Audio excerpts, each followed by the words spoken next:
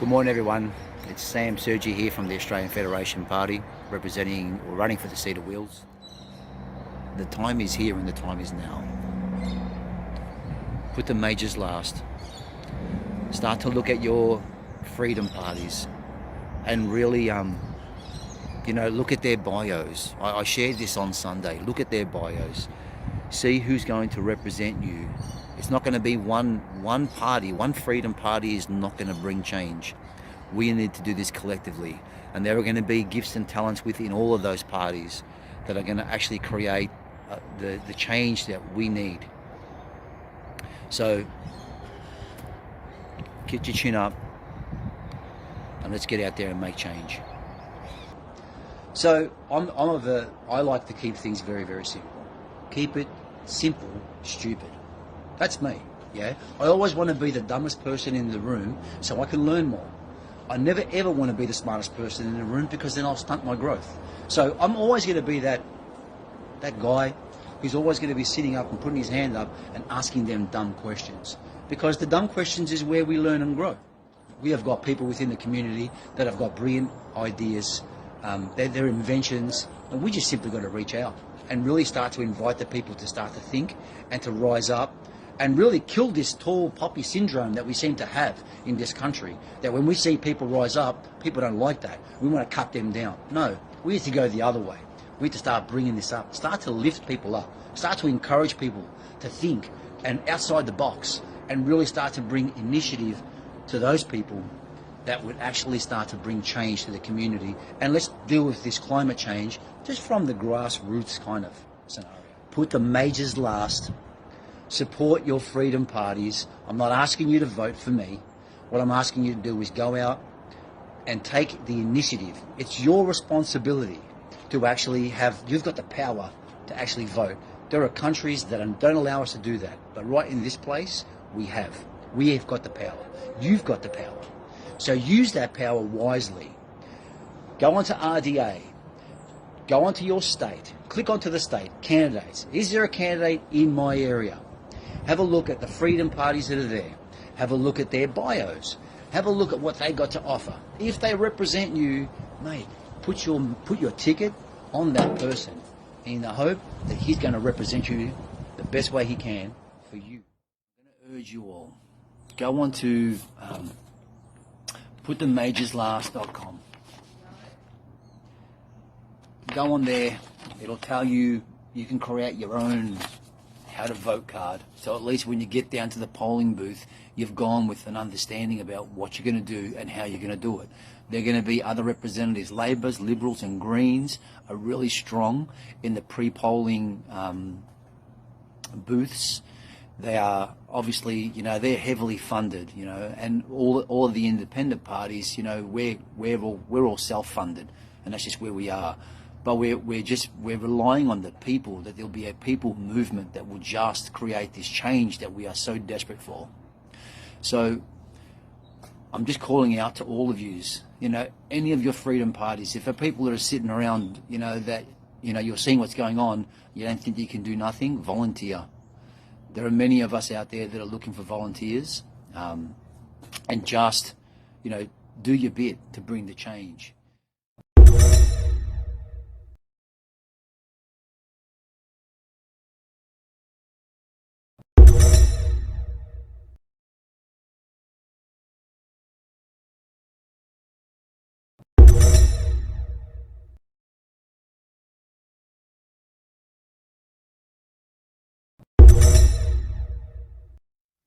Yeah, good morning, Pete. Look, like any other Victorian, heart in the mouth, really despairing at another extension to this lockdown. I'll be heading back to the family, obviously, at the end of Canberra sitting period, the Parliament, on Thursday night. And if it is extended, we'll be doing the same thing we did last lockdown, which is long walks, having a kick of the footy at the park, and playing board games with the kids. But, there is really a sense of both. It's a bit weird from the people I talk to in Victoria, a sense of resilience and steel about it, because we've gone through this before, but also that kind of drop of the heart a bit and feeling a bit down about it, because it is a difficult thing to go through this lockdown, and people are really feeling it. There's a lot of impact on mental health right through the community. What was your reaction to those protests yesterday?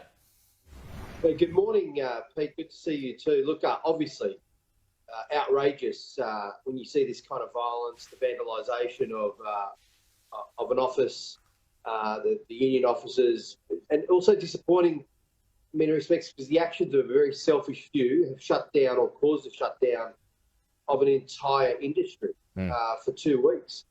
And there's a lot of people going to be at home now who have done the right things, are being punished for the actions of those people who are in the protests. And any type of violent protests, we have to always absolutely condemn. People have a right to protest, people have a right to their civil liberties, but when it descends into this kind of violence, it's just unacceptable. Hi, I'm Peter Khalil. I'm your Federal Labor member for Wills, and I live in Pascoe Vale with my family. My parents came to Australia and worked hard to give us a better life. We got a fair go: public housing, education and healthcare. I worked hard, the night shift at the local servo, as a cleaner and on building sites, and I got through university. This gave me the opportunity to work in foreign affairs for Australia's prosperity and national security. I wanted to give back to the country that gave my family so much. That's why I ran for Parliament, to serve our country, our community, to work for you.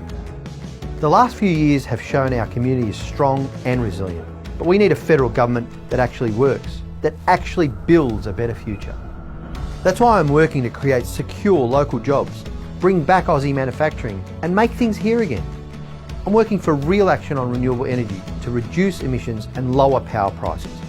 I'm working for small businesses, for affordable childcare and housing, for quality hospitals, aged care and schools.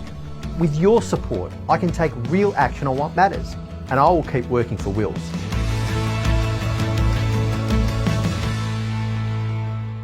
Authorised by Peter Khalil, ALP Coburg. My name is Sarah Jefford and I'm your Greens candidate for Wills.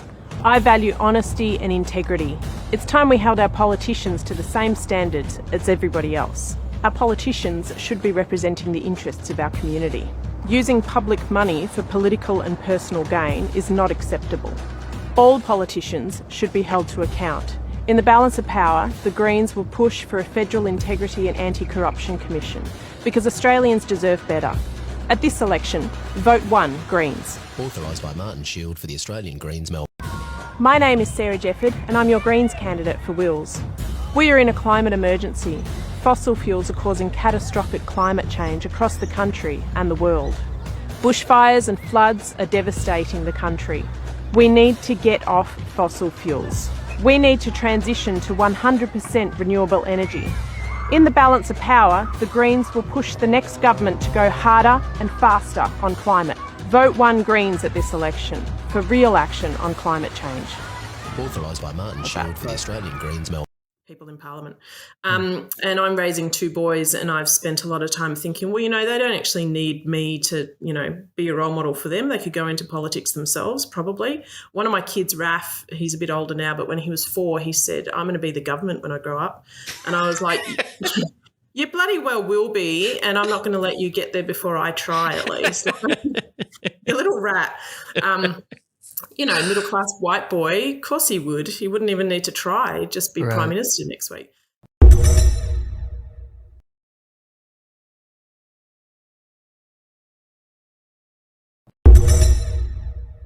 Well, I think the closing of the Liberal and Labor parties in on clear neoliberal policies and pro-war policies does make it a better environment for Nazis and neo-Nazis to recruit, for the far right to recruit, because basically the 2 major parties, especially the coalition, are doing their best to try and make Australians frightened, make Australians feel as if we need to waste all of this money on war spending. When there's no threat to Australia, there's definitely no credible threat to Australia. So what this does is it disarms Australian working class people, because the Labor Party has a much bigger voice in the media than any ordinary person from the left or otherwise. And so while there are voices from the left and there are some NGOs that are sort of supportive of the left, while they're all arguing quite cogently against the coalition's pro-war policies, they're not getting covered in the media at all. And I think that then does lead to a right-wing trajectory in the Australian population, or is likely to lead to a right-wing trajectory on questions of war. Well, why the Greens might be more progressive than Labor Party and more progressive than the Liberal Party, they are still not an adequate alternative to the major parties, mainly because they're still fixated on market solutions. They're not anti-capitalist. They still think that you can achieve climate action through the market. And what we've seen over the last 30 years that I've been aware of climate change is that the market has failed. If the market was going to be successful in solving the issue of climate change and shifting the economy to 100% renewable energy, this would have happened years and years ago. It would have happened 10 to 20 years ago, but that hasn't happened. So I think the people do need to consider voting for an alternative, voting one for Socialist Alliance, and then voting for the Greens ahead of Labor, because the Greens' pro-market approach is not enough on climate change, on solving the water situation, on recycling, or any number of different environmental issues. I'm one of those ratbags who will be running for in the federal election when it's coming up. And yeah, I'm so happy to be here today. I think we've got to stand together and acknowledge that all climate cops are bastards. Just like every COP leading up to this COP, COP26. This is nothing more than a climate cop-out. And we're here today to show world leaders that we're not going to cop their bullshit anymore. I saw my Facebook memories come up just the other day, and it's exactly 2 years since thousands, tens of thousands, hundreds of thousands of people took to the streets for the school climate strike, for Extinction Rebellion, and for blockade iron mark movements at the end of 2019. So COVID was a little bit of a bump in the road, but we're all back, and we can't let the right-wing drag of the past 2 years slow us down. We can't let the blah, blah, blah of the political establishment make us complacent. We need to rebuild a militant climate movement that can bring down this murderous political establishment before it's too late.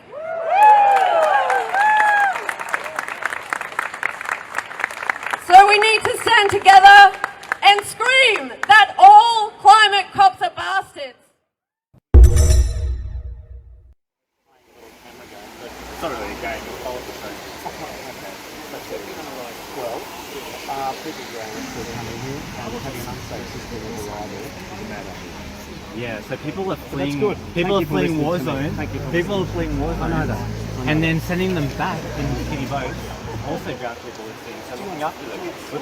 Look at the neighbour that can go out there and save people. Come over to say good day. Yeah. I'm not here to talking nice politics while you're out there destroying the lives of people. We're not. Yeah. Do you know what happens? I work with people that come out of detention centres with horrible mental health issues, physical health issues, which last for decades afterwards. No. You're killing people at sea by sending the boats back. No. Where you are. How do you know that? Sorry. We know that the Navy are out there. How many people drowned? We don't know because the Navy hides all those back. Of course it's happening. Because you guys are sending boats back instead of looking after them. Sure, you don't want to be nice. I do want to be nice. I want to be nice to the farm seekers instead of destroying their lives. Well, if you want to bag, morality government. I don't want a morality government. I also don't want a Labor government that follows on with whatever the Liberal Party doing all the time. What does youth people mean? Like people with good politics?